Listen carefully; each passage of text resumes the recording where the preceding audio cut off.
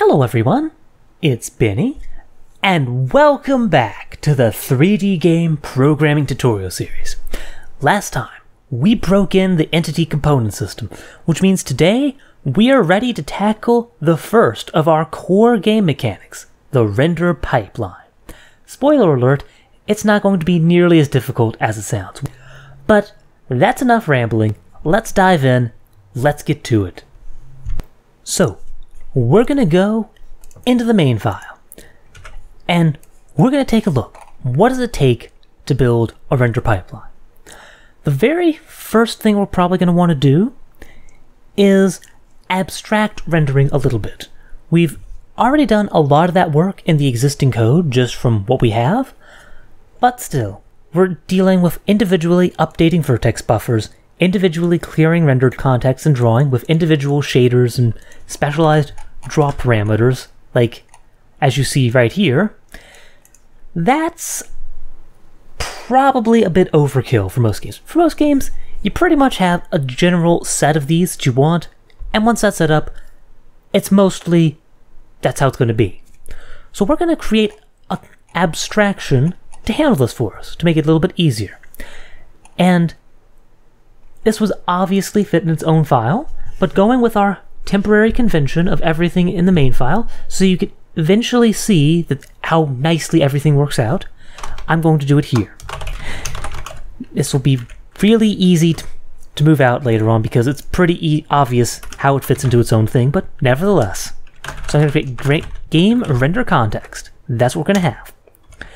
And it's going to work a lot like a render context, except it's going to be a little bit different. In fact, one moment, I have an idea. Okay, so we're going to do something a little bit differently than I had originally planned. What I'm going to do is I'm going to inherit directly from render context. So this is what we're going to do. Now under rendering, you can actually see we have our renderContext.hpp, and it has our initial constructor. We're going to pretty much copy and paste this. This is what we want. We want a game render context, and what it's going to do is it's just going to inherit directly from render context with device in and target in.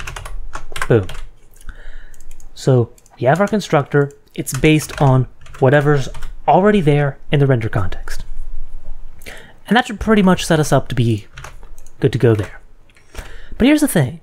We also want to encapsulate a few additional details, a few extra things that we're pretty much going to want constant for our entire rendering business.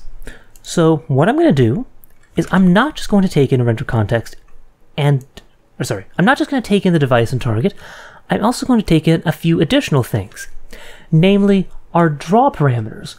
We're pretty much going to want these same draw parameters for everything we do. I'm going to start with a fairly basic render pipeline, so we don't need any of these advanced functions.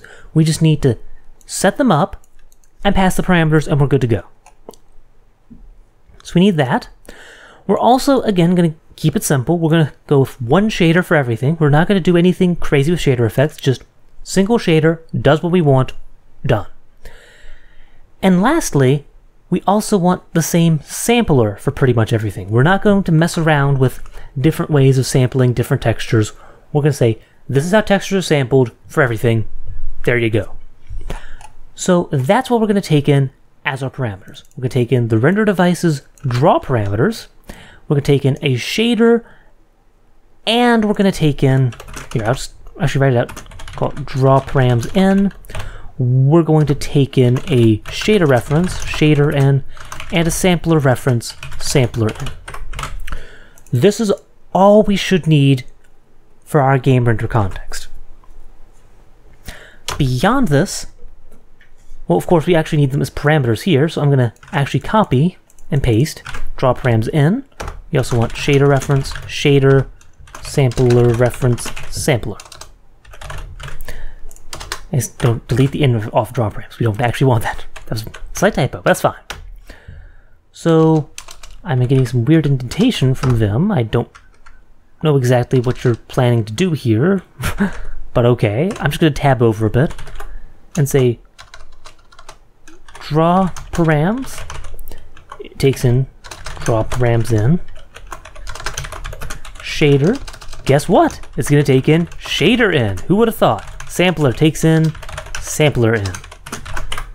And that's all we need in our constructor. This is everything. We are done with setting up the game render context. So now we have this big fancy game render context. So what? What can we do with it? Well, aside from just encapsulating the few things we need, I forgot a semicolon. That's important.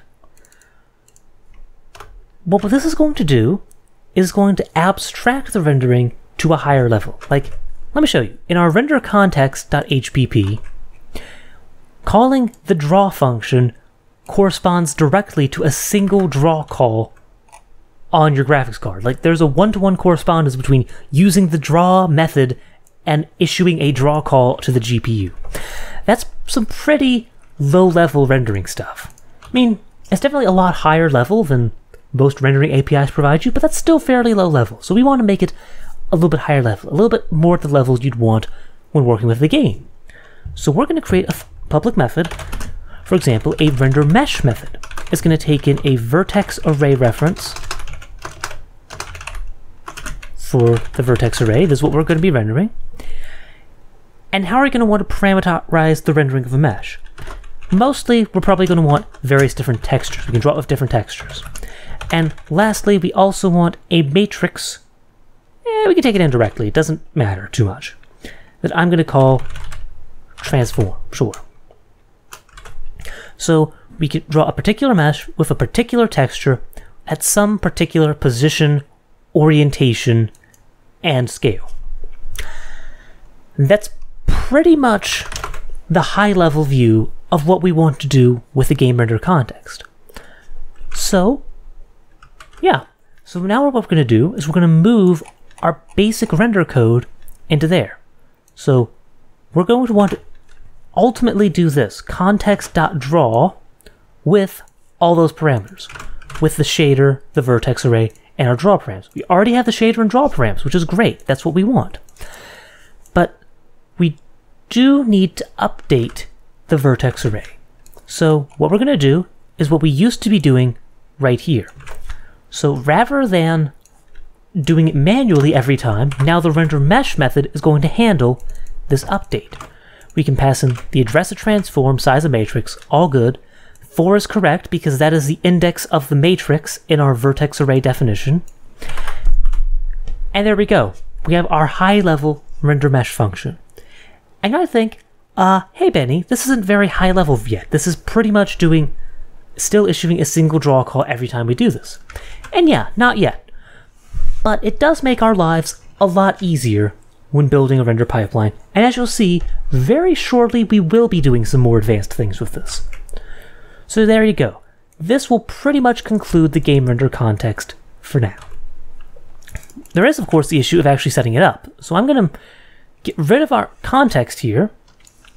Yeah, I can just go ahead and get rid of that completely. And I can scroll down to after we have our shader and draw params. Really, right above GameEventhandler makes sense. I'll say that GameRenderContext. It's going to take in our device, our target, which we should have from way up here. And actually, do I use target anywhere along the way? Because actually, yeah, I think I can just move you down here too, because I don't think I need you anywhere up there. So, there you go. I do need the device because that's what I use to initialize everything, but yeah. So we have our target. I've lost track of it. There we are. Game render target. Game render context. We need the target. We need the draw params, which we have. We need the shader, which we have. And we need the sampler, which we have. Boom. We have a game render context. And our lives are a lot easier. Unfortunately, this will break our rendering code for now, so I can go ahead and just delete this. We're not going to see anything, but we can test just to make sure we haven't made any syntax errors. And I'm in the wrong place. Oh dear. Okay, so let's try this again. So just quick test, see if you've got anything. And this needs to be changed to game render context. But other than that, everything should be pretty okay Because why is there a draw command? This is not... Right! Because I forgot this... Hang on, scroll to the top, GameRenderContext. Yeah, I forgot this has this draw command, so I can just say this draw. There you go. It is a GameRenderContext, so we can do it. Sweet! We see nothing, but our GameRenderContext is set up and doing its basic job. That's what matters. One more thing, though. There is something we want to temporarily handle in our GameRenderContext, just because we don't have it yet. And that is the camera. Specifically, we just need the perspective matrix. So I am going to take in a matrix. Yeah, we can take it in by it doesn't matter. Sure, matrix reference, perspective. LB const, because we don't need to change this one. Perspective in. Same thing with everything else. Perspective becomes perspective in. And our matrix reference sorry, this is a straight up matrix. Perspective. There you go. And here's how we're going to handle this. I'm actually going to make matrix a const reference. And what we're going to do is I'm going to say this is transform in. I'm going to create a matrix called final transform. And this is going to be perspective times transform in. And there you go. This is what we will be updating and sending to the vertex array. Now, if you scroll down through our project, you might notice a line that looks a little bit something like this. This is where we tell the shader to use our texture in rendering. And this is important because we're going to want to do this. But here's what we don't want to do. What we don't want to do is have to do this every single time we render something, even if the texture is exactly the same. So there's a simple trick we can do to solve this. I'm going to have a texture pointer called current texture, which starts off, I'll just initialize it in the constructor. Current texture initializes to a null pointer. And the test is very simple. If the address of texture is not equal to current texture, so these are not the same texture, then and only then are we going to update the diffuse with our texture. And there we go, we're done. Simple as that. And I almost forgot, that does mean when we create our GameRenderContext, we'll need to pass in perspective as a parameter. And that should be everything we need for the GameRenderContext for now. This provides a layer between what our game is using to draw everything and what the graphics card actually does to draw everything.